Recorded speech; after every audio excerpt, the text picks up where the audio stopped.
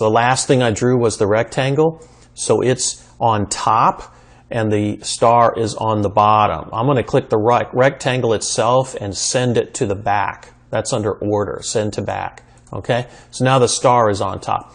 Only reason I'm mentioning this is that we're going to talk about compounding now. Okay, so I'm going to grab these two.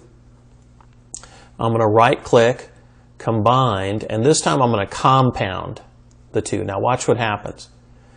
Now what actually happened there is that they're like grouped together, but it looks like this turned white. That didn't actually turn white. I'm actually going to draw another rectangle back here and paint it a different color. And what you'll see is that overlapping portion there is actually invisible. You know what I'm saying? It's see-through, right? See how it's a kind of a see-through capability.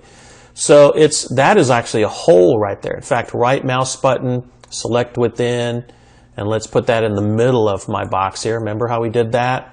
Let's make sure my box and star compounded is in the front, where it's on top now. And again, you can see how that you can see right through that star there. So that star is a hole when it's on top and it's compounded. Now, if you recall, let's undo a bunch of these, right?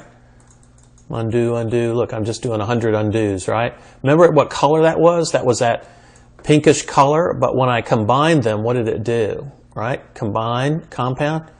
It flooded the star with the bottom color and then made this a hole.